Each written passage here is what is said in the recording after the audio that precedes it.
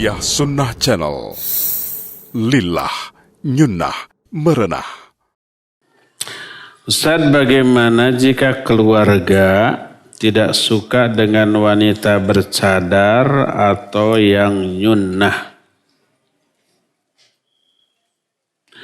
Mereka beranggapan bahwa ekstrim dan teroris.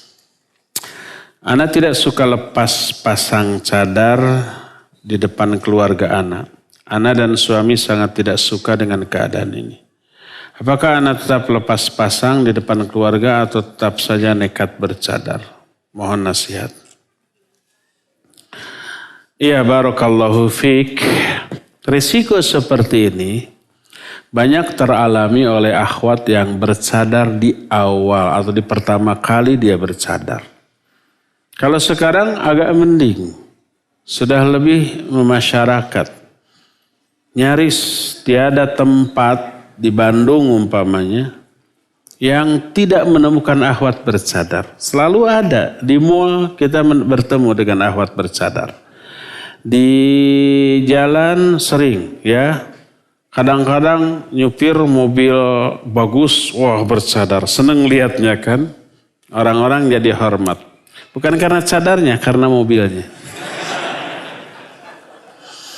Nah, karena angkot mah tidak dihormati gitu ya. Nah, kalau dulu awal-awal munculnya cadar, jarang 1-2. Dan belum ada di setiap kota, resikonya jauh lebih besar lagi. Jangankan oleh orang lain maksudnya, oleh keluarganya sendiri itu ditekan, diintimidasi. Ya, sampai ada kisah lucu. Seorang akhwat dahulu tahun 80-an bercadar di kampusnya. Orang tuanya belum tahu. Ketika dia saatnya pulang karena habis subsidi. Dalam zaman dahulu nggak ada transferan tuh ya. Jadi kalau sudah habis bekal ya pulang. Minta lagi uang, berangkat lagi gitu. Dia sudah bercadar. Habis bekal nggak berani pulang.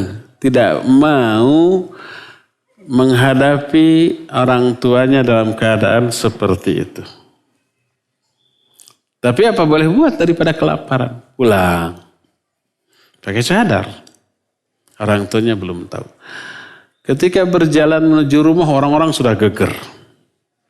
Pas sampai di rumahnya, orang tuanya berdiri di hadapannya. Tidak tahu bahwa itu anaknya. Lalu dia teriak, ada orang aneh, ada orang aneh. Gitu ya. Gitu. Tidak tahu bahwa itu anak. Setelah nyamperin ternyata itu belok. Masuk ke halaman rumah. Mau kemana kamu? Dia bilang ini saya Pak. Kayak gitu ya.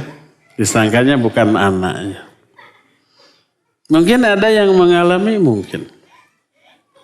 Apa yang harus dilakukan? Sabar, istiqamah.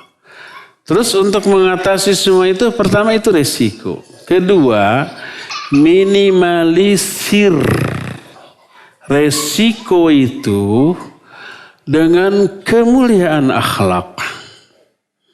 Dengan menunjukkan cadar ini tidak menjadi penghalang bagi apapun. Jadi ketika di rumah dia harus lebih santun ke orang tuanya. Sebelum subuh dia bangun, tahajud. Sebelum adzan subuh dia sudah beres, sudah ngepel, sudah cuci piring. Semuanya sudah selesai. Pas orang tuanya bangun, tidak ada pekerjaan lagi yang harus dilakukan oleh ibunya, oleh ayahnya. Dalam keadaan bercadar begitu, dia memikul ember ke depan, ngepel di teras. Para orang tua khawatir, ini cadar menjadi penghambat. Gak mau nyapu di halaman, gak mau ngepel di teras. Gak mau bekerja karena ribet. Kalau di kampung, anak-anak gadis disuruh orang tuanya nganter makanan ke sawah. Orang tuanya, ayahnya lagi nyangkul. Kebayang kalau pakai cadar nggak mau. Tunjukkan, mana gitu. Saya antar makanan ke abah. Pakai cadar ke sawah, bebelekukan itu. Tidak menjadi penghambat. Maknya lagi masak, aduh tidak ada tarasi, jangan mana saya beli ke warung. Maknya bercadar beli tarasi, nggak masalah, nggak ada hubungan antara tarasi dengan cadar. Ke warung dia, ya, ke warung dia. Jadi tunjukkan bahwa itu tidak jadi hambatan. Perubahannya bagus terhadap segala hal. Akhirnya orang tua juga reus, tahu reus, bangga. Orang tua tidak berani lagi, tambah sayang. Lama-lama mendukung. Lama-lama kalau ada orang menghinanya dia marah. Awalnya ketika ada orang yang menghina dia, ikut. Makanya kamu jangan begitu kan gitu. Lama-lama ada orang menghina, iya bapak na ya. Nah, kan gitu. Seperti itu. Ya. Cobalah istiqamah dan cobalah imbangi dengan kemuliaan akhlak. Tunjukkan cadar itu tidak menjadi penghalang bagi apapun.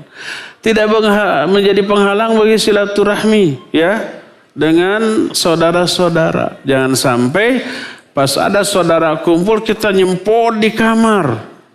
Dipanggil, enggak saya mah di sini. Enggak apa-apa, tampil itu kan anak saudara sendiri, apa kakak adik sendiri. Kalau umpamanya ada yang bukan mahram, tampillah dengan bercadar, ada suaminya, ada ayahnya, ada kakak adiknya. Enggak masalah ikut ngobrol. Asal tertutup. Seperti itu ya. Insya Allah lama-lama mereka akan faham dan akan mengerti betapa istiqamahnya kita. Kita ini tidak bisa lagi diintimidasi, dilarang, dipojokkan, enggak. Sekali lagi, imbangi dengan kemuliaan akhlak.